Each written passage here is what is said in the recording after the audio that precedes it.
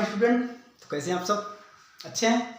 चलिए हम पढ़ा रहे थे क्लास 10 मैथ की एनसीईआरटी एक्सरसाइज 3.2 का और क्वेश्चन नंबर 6 आज पढ़ाने वाले हैं। तो पढ़ते हैं क्वेश्चन नंबर 6 क्या है। Given the linear equation 2x + 3y - 8 = 0। हमारे पास एक लीनियर इक्वेशन दिया हुआ है। राइट अनदर लीनियर इक्वेशन, हमें एक और लिखना है इन टू वेरिएबल फॉर्म में सच दैट, इस प्रकार से ज्योमेट्रिकल रिप्रेजेंटेशन, जब हम उसका ज्योमेट्रिकल रिप्रेजेंटेशन करें यानी ग्राफ ड्रा करें तो वो फॉर्म हो, मतलब बने, क्या बने, इंटरसेक्टिंग लाइन बन जाए, पैरेलल लाइन बन जाए या फिर कोई सी लाइन बन जाए। तो इसके लिए सबसे पहले हमें सोचना पड़ेगा कि कंडीशन क्या था उसका, मतलब कि इंटरसेक्टिंग लाइन की कंडीशन क्या आ जाता हो कि a1/a2 ≠ b1/b2। ये कंडीशन किसका है? इंटरसेक्टिंग लाइन का।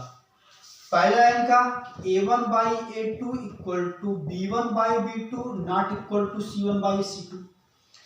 इसका कंडीशन क्या है कि a1/a2 = b1/b2 = c1/c2। ये तो कंडीशन है।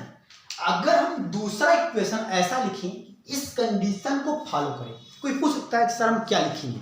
सर हम क्या लिखेंगे? भाई तुम बिल्कुल फ्री हो, बिल्कुल फ्री हो, इतना फ्री हो कुछ भी लिखो, बस ये कंडीशन फॉलो करनी चाहिए इस इक्वेशन के साथ। ठीक है, चलो ट्राई करते हैं। हमारे पास ये कंडीशन है पढ़े हुए सॉल्यूशन में, जानते हैं कि फॉर इंटरसेक्टिंग ये होता है। ठीक है, ये जानते रहना, बस नोट मत करना। तो पहला इक्वेशन है 2x + 3y, तो लिख देते हैं कि फॉर इंटरसेक्टिंग, ये कंडीशन है हमारे पास। पहला इक्वेशन है 2x + 3y - 8 = 0। तो भाई इस कंडीशन में इस चीज से कोई मतलब है ही नहीं, मतलब किसके है? a1 और b1 से। ठीक है, a1/a2 b1/b2 से। बस ऐसा लिखो कि दोनों आपस में इक्वल ना होने पाए। मतलब क्या है, जब हम a1/a2 करें और b1/b2 करें तो वो आपस में इक्वल ना आने पाए, ऐसा कुछ लिखो। तो इसका मतलब बहुत सिंपल तरीका है कि यहां पर 3 कर लो और प्लस यहां पर 2 कर लो, -8 रहने तो कोई फर्क नहीं पड़ता। ये हो गया अनदर इक्वेशन। सबसे सिंपल तरीका चेक करो, 2/3 3/2 कभी इक्वल नहीं होगा यार। तो इसका मतलब हो गया। कोई और बोल सकता है हम ये लिखें कि 5x + 9y लिखो यार, -10 लिखो = 0, सब सही है, बस इस कंडीशन को फॉलो करना चाहिए। देखो ये हमने ये लिखा है, आपके हो सकता है आंसर कुछ और दिया हो, लेकिन इस कंडीशन को फॉलो करेगा। ठीक है, तो ये हो गया हमारा आंसर। बहुत सिंपल है, बस इस कंडीशन को फॉलो कराते हुए इसके साथ इक्वेशन बनाओ। तो ये किसका था? फॉर पैरेलल लाइंस के लिए इक्वेशन क्या है? 2x + 3y - 8 = 0। कह रहा है कि ये दोनों आपस में इक्वल होने चाहिए, ये दोनों आपस में इक्वल होने चाहिए, लेकिन तीसरा वाला इक्वल नहीं होना चाहिए। तो हम बोल रहे हैं भाई ये दोनों ही उतार लो, क्या दिक्कत है? दोनों ही उतार लो। अनदर इक्वेशन, अदर इक्वेशन क्या है भाई? 2x + 3y, वही उतार लो, बस c वाला क्या कर दो? अलग कर दो। देखो c1/c2 इक्वल नहीं होना चाहिए, तो c वाला क्या कर दो? अलग कर दो। अलग करने क्या हो जाएगा बताओ? यहां लिख दो +3 = 0। हो गया कम, हो गया हमारा आंसर। समझे कि नहीं समझे? अभी भी दिमाग खराब हो रहा है? नहीं सही है ना? देखो मैंने कहा ये कंडीशन फॉलो करना चाहिए। देखो a1/a2 b1/b2 1 आ रहे हैं और ये c वाला अलग कर दो, हो जाएगा आंसर। लास्ट वाले देखो यार, तो पूरा वही उतार लो, लेकिन पूरा अगर वही उतार लोगे तो फिर से वही मिल जाएगा। इससे अच्छा है किसी कांस्टेंट नंबर का मल्टीप्लाई कर दो। जो इक्वेशन दिया गया है किसी कांस्टेंट नंबर का मल्टीप्लाई कर दो, चाहे 2 का, चाहे 3 का, चाहे 4 का, सब में कर दो। तो बोलेंगे पहला इक्वेशन है 2x + 3y - 8 = 0 और दूसरे इक्वेशन के लिए बस मल्टीप्लाई कर दो किसका? 2 का, 3 का, 4 का, चाहे जिसका भी। अनदर इक्वेशन क्या होगा? 2 का मल्टीप्लाई करना है, 2 का, 2 2 जा 4x प्लस 2 3 जा 6y माइनस 2 8 जा 16 इक्वल टू 0। हो गया आंसर। सिंपल था ना। तो फिर वीडियो को पॉज करो, फिर नोट करो इसको। चलो तो चलिए शुरू करते हैं 3.2 का last question, question number 7। Important question है, ध्यान रखिएगा। और हाँ, जिसको भी मार्कर थोड़ा बड़ा लो हो गया है, तो जिसको भी क्वेश्चन न दिख रहा हो तो आपके पास बुक है, एक्सरसाइज 3.2 का क्वेश्चन नंबर 7 आप नोट कर सकते हैं। हमें समझाते हैं।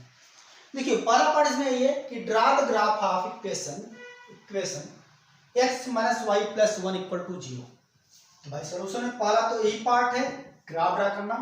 तो x प्लस वाई, पहले स्टेप में गलती, x minus y plus 1 equal to 0 equation number first. 3x plus 2y minus 12 equal to 0 equation number second. इनका ग्राफ ड्रा करना है। तो ग्राफ ड्रा करना हमको आता है, कर लेंगे। उसके बाद पढ़ते हैं determine the coordinate of the vertices of triangle. Triangle बन जा रहा है, पता नहीं क्या हो रहा है, रुक जाओ देखते हैं। फाउंड बाय दीज लाइन, दोनों लाइनों से, एंड एक्सिस, एक्स एक्सिस नीचे वाला और उन दोनों लाइनों से जो ट्रायंगल फाउंड होगा उसके वर्टिसेस बताने हैं क्या होंगे, और उस एरिया को क्या करो, कलर करो। तो कर लेंगे भाई, क्या दिक्कत है। पहले डायग्राम ड्रा कर लें। तो डायग्राम याद करो, पहला from equation first x minus y plus 1 equal to 0, कुछ याद आया, y नेगेटिव है, राइट साइड भेजो। तो x plus 1 equal to y, table बनाएंगे। पहले में x, दूसरे में y equal to x plus 1, तीसरे में x कामा y। सही है, कम से कम 3 वैल्यू। ये देखो डायरेक्ट दिया है पूरा, डिनोमिनेटर कुछ नहीं है, तो इसका मतलब कुछ भी रखो, अच्छी वैल्यू आनी पक्की है, बात है। चलो भाई ऐसे रखो 0, 0 प्लस 1, 0 प्लस 1 कितना आएगा, 1। तो कोऑर्डिनेट बना 0 कामा 1, 0 कामा 1। बोलो भाई सही बन रहा नहीं बन रहा है, 0 कामा 1। चलो 2 रखो, 1 रखें, 1 रखो, तो 1 प्लस 1 2, तो क्या बना 1 कामा 2। 2 रखो तो क्या बनेगा 3, तो 2 कामा 3। बहुत अच्छे, सही है ना। अब बोलेंगे क्या भाई, फ्रॉम इक्वेशन सेकेंड क्या है भाई, 3x plus 2y minus 12 equal to 0। y plus से तो इस तरफ छोड़ के बाकी सबको उस तरफ भेजो। तो 2y इस तरफ, उस तरफ गया माइनस 12, तो plus 12 plus 3x minus 3x, केवल y आना चाहिए। तो y equal to 12 upon 3x divided by 2। बहुत अच्छे, डिनोमिनेटर में 2 है तो ऊपर 2 का टेबल बनना चाहिए, तभी अच्छी अच्छी वैल्यू आएगी, ठीक है ना। टेबल बनाएंगे, पहला x, दूसरा y equal to 12 minus 3x by 2, और तीसरा x कामा y। पॉइंट पहले क्या रखें, 0 रखें। 12 माइनस 3 इंटू 0, 3 इंटू 0, 3 इंटू 0 0, केवल 12 बचा 12, और 12 2 के टेबल में आता है। तो 12 बाई 2 कितना हो जाएगा 6, तो 0 रखने पर कितना आया 6 आया। तो फिर क्या बनेगा 0 कामा 6। 2 रखें, 2 रखो, 2 3 जा 6, और 12 में से 6 गया 6 बाई 2 कितना 3, तो 2 रखने पर कितना आया 3। भाई रिवाइज कर लो, बताया था, सिखाया था, रफ की तरह कैसे करते हैं। 2 3 जा 6, 12 में 6 गया 6 बाई 2 3, तो 2 कामा 3। अब क्या रखें, जल्दी बोलो, 3 रखें, 3 3 जा 9, और 9 12 में से 9 गया, 12 में से 9 गया कितना 3, नहीं 3 2 का टेबल नहीं आता, 3 रखेंगे, 3 नहीं रखेंगे, बिल्कुल नहीं रखेंगे भाई। क्या रखें, -2 रख दें जो कहो। तो -2 रखने, देखो 2 3 या 6, लेकिन माइनस है तो क्या हो जाएगा प्लस, तो क्या हो जाएगा 12 प्लस 6, 12 प्लस 6 कितना 18, 18 2 के टेबल में आता है, तो 2 टाइम्स 18, तो क्या है -2 कामा है 9, सही ना, 2 9 18, तो 2 कामा 9, ये हो गया भाई हमारा। इसके बाद क्या होने वाला है सबको पता है, पता है ना क्या होने वाला है, डायग्राम में x कामा y बनने वाला है। चलो तो जरा इसको छोटा करते हैं ताकि हमको जगह मिल जाए भाई। तो ये रहा, देखो जो ग्राफ कर रहे हैं ग्राफ में कर दिया करो, कोई टेंशन नहीं है, ग्राफ करके वहीं कॉपी में चिपका दिया करो, ऐसे ग्राफ पर आग पा रहेगा अच्छा ही रहेगा। ये है y, ये है x, कितना कितना ले 1 2 3 ले, लेकिन यहाँ 9 तक है, बहुत ऊपर जाएगा, 2 2 ले क्या दिया 2 2 2 1 ही लो, क्या दिक्कत है, 1 2 3 4 5 6, इधर लो -1 -2 -3 -4, नीचे -1 -2 -3 -4 -5, ऊपर चलो +1 +2 +3 +4 +5 +6, जगह कम पड़ रहा है तो क्वेश्चन नोट कर लियो ना, अगर नहीं किया तो क्वेश्चन नोट करो, फिर हम ऊपर बढ़ाते हैं उसको ऊपर चलो हटा नहीं क्वेश्चन को, तो अपनी भाई y एक्सिस को जरा ऊपर बढ़ाओ, जान दो, तो 6 7 8 9, बहुत अच्छे हो गया ना। चलो शुरू करते हैं पहला लाइंस, पहले इसको ड्रा कर लेना फिर वहां पहुंचना, बताया था 0,1 भाई 0,1, x पर 0 यहाँ मिलता है, y पर 1 ये रहा पहला पॉइंट, क्या बात है, बहुत बस मिल रहा है। 1,2 x पर 1 y पर 2, तो x पर 1 y पर 2 2 2 2 ये रहा। और हाँ कुछ लोग ग्राफ में ये करते हैं डॉट डॉट वाला, भाई ग्राफ के लिए नहीं है वो, ये जो तुम फेयर कॉपी लिखते हो उसके लिए है, ग्राफ में तो पहले से लाइन सीधी जाती है ऐसे चुप करके, तो ग्राफ में क्यों डॉट डॉट करते हो, ग्राफ में देखो कुछ ऐसे करते हैं ऐसे, ये क्या है भाई, ये ग्राफ में तो खुद एक पतली सी लाइन बनी हुई दिखता है कौन सी लाइन जा रही है, फेयर कॉपी में डॉट डॉट करते हैं, गलती मत किया करो, अभी बहुत खराब लगता है ग्राफ पेपर में।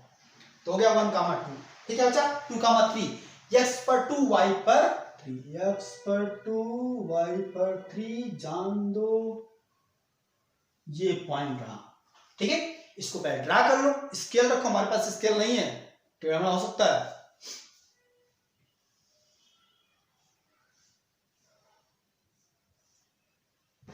अभी बता हमारे पास स्केल नहीं है, स्केल रखने के बाद तब ड्रा करना। ये रहा कौन सा लाइन, x - y + 1 = 0 का, ठीक है। अब इसके बाद तब यहां पहुंचना 0,6 0 एक्सिस y एक्सिस 6 0,6 जान दो ये रहा, सही है भाई, ये पॉइंट हुआ पहला। 2,3 बना हुआ हमारे पास पहले से, ये वाला लाइन -2 ये रहा, 9 गया ऊपर जा रहा, जान दो ये पॉइंट रहा -9। चलो भाई स्केल रखेंगे, कहां जाएगा, फोर्स जाएगा क्या, हमारा लगता है 4 3 12 फोर्स जाएगा, फोर्स स्केल रखेंगे ना, फोर्स जाएगा, फोर्स ऐसे और ये लाइन कौन सी है, 3x + 2y - 12 = 0। तो अब यहां तक तो पहला काम हो गया। अच्छा तो क्या है, ये इंटरसेक्टिंग लाइन है ना, मतलब एक सोल्यूशन मिलेगा, कहां मिलेगा, यहां पर एक पॉइंट क्या है 2,3 है, तो ये आपका सोल्यूशन है, कोई पूछ बता देना सोल्यूशन क्या है 2,3। अब पढ़ते हैं, ओ मिल गया, चलो कोई नहीं, क्वेश्चन याद था हमको कि दोनों लाइनों के साथ और x एक्सिस के साथ जो ट्रायंगल बनेगा उनके वर्टिसेस, तो दोनों लाइन देखो कहां है, जा रहा जान दो, जा रहा। अब एक्स एक्सिस को जो एक्स एक्सिस ये रहा, तो एक्स एक्सिस ये रहा, लाइंस ये रही, इनके बीच का एरिया दिख रहा है, मतलब ऐसे 3 लाइन खींचे खचाक खचाक खचाक, तो कौन सा वाला बीच में हमको पता है ना, ढूंढ लोगे भाई, ऐसे लाइन खींचो खटाक खटाक खटाक, तो जो बीच वाला पोर्शन है पहचान लोगे ना, बाउंडेड पोर्शन, तो कौन सा वाला, ये वाला है। हम इसको वर्टिसेस के नाम दे रहे हैं, ए, एक यहां पर है बी और एक यहां पर है सी। चलो, और उसके नाम लिखने के साथ साथ उसको क्या करना है, कलर करना है। तो कलर वाला पोर्शन क्या हुआ, ये वाला। सेट तो कर दिया भाई, चलो अच्छी बात है, सेट तो कर दिया। वर्टिसेस लिख रहे हैं तो लिखेंगे वर्टिसेस में, हाँ लिखें यार, एक आंसर होगा, इसके बाद लिखना, इसके बाद लिखना, इसके बाद आंसर है, इसके बाद आंसर। ए इक्वल टू साफ साफ क्या दिख रहा है, 2,3। बी इक्वल टू बोलो, अरे भाई बी इक्वल टू बोलो, कहां कट रहा है, -1, एक्स पर -1 y 0 है, तो -1,0। सी बोलो, एक्स पर 4 है y 0 है, तो 4,0। तो ये था इंपॉर्टेंट क्वेश्चन आपका। और हाँ, कभी भी क्वेश्चन पूछ सकता है कि एरिया बाउंडेड बिटवीन रीजन, तो एरिया ट्रायंगल लगेगा, फॉर्मूला लगा देना, नहीं पता तो बताया जाएगा उसको कैसे लगाते हैं। लेकिन अभी तो बस केवल इतना है, पहला पार्ट ग्राफ ड्रा किया, उसके बाद सोचा कि लाइंस और एक्स एक्सिस के बीच कौन सा एरिया बन रहा है, तो एरिया को पॉइंट दिया और उसके कोऑर्डिनेट साफ साफ नजर आ रहे थे मेरे। ए दिया है 2.3 दिया है, बी साफ साफ 1 से जा रहा था, -1 से, तो -1,0। सी 4 से जा रहा था, 4,0। तो ये हो गया हमारा आंसर, समझ आ गया। तो ये था एक्सरसाइज 3.2 एनसीईआरटी का खत्म हुआ। इसके बाद हम पढ़ाने वाले हैं कि हम ज्योमेट्रिकल मेथड से, हो गया हमारा, अब हम अलजेब्रिकली मेथड से कैसे एक्स और वाई के सॉल्यूशन निकालते हैं लीनियर पेयर इक्वेशन 2 वेरिएबल में। तब तक यहां तक फेयर कंप्लीट करो और फिर अगले लेक्चर में पढ़ाएंगे मेथड टू फाइंडिंग सॉल्यूशन। ठीक है, थैंक यू।